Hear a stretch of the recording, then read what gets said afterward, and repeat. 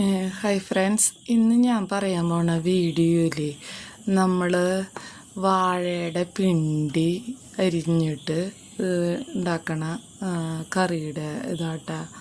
വാഴപ്പിണ്ടി നമ്മൾ അരിയണ വിധം നിങ്ങൾക്കറിയാലോ. അരിഞ്ഞിട്ട് അതിൻ്റെ ഒരു നൂല്, പണ്ട് കാലത്തൊക്കെ അത് മുള്ളുകൊണ്ടാട്ടോ അതിൻ്റെ നൂല് ഇങ്ങനെ എടുക്കുക.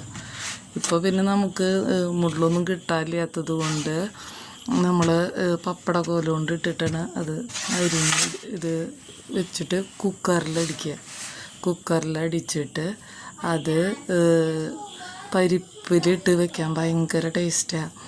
ഈ പരിപ്പിൽ ഈ അടിച്ചു വെച്ച ഇതിൽ പരിപ്പും അടിച്ചു വെക്കണം.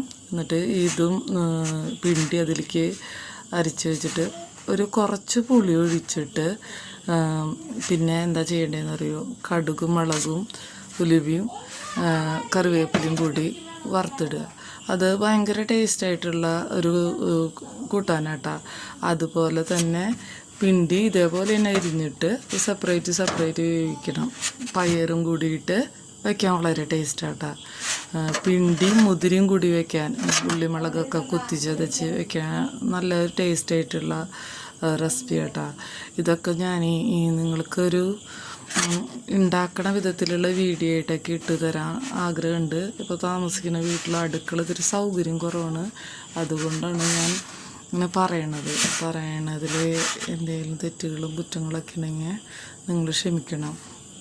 വാഴപ്പിണ്ടി എന്ന് പറയണത് ഷുഗറുകാർക്കൊക്കെ ഏറ്റവും നല്ലൊരു ഇതാണ്. നമ്മുടെ വയറിൻ്റെ ഉള്ളിലത്തെ എല്ലാ സംഭവങ്ങളും അണുക്കളൊക്കെ കളയാൻ ഏറ്റവും നല്ലത് എപ്പോഴും നാടൻ ഭക്ഷണങ്ങളാണ് കേട്ടോ നല്ലത്. ചേമ്പിൻ്റെ പട്ട, ഈ വാഴപ്പിണ്ടി, പിന്നെന്താ വാഴക്കൊപ്ര, പിന്നെ വാഴക്കല്ല എന്ന് പറയും. വാഴ നമ്മൾ നേന്ത്രക്കായ ഓണമൊക്കെ കഴിയുമ്പോൾ നമുക്ക് നേന്ത്രക്കായൊക്കെ കിട്ടില്ലേ, അതിൻ്റെ കല്ല ഉപ്പേരി വയ്ക്കാൻ. ഇതുപോലെ തന്നെ പയറിട്ടിട്ട് ഉള്ളിമുളകും കുത്തിച്ചതച്ചിട്ട് കറി വയ്ക്കാൻ വളരെ ടേസ്റ്റുള്ള ഒരു സംഭവങ്ങളാണ്.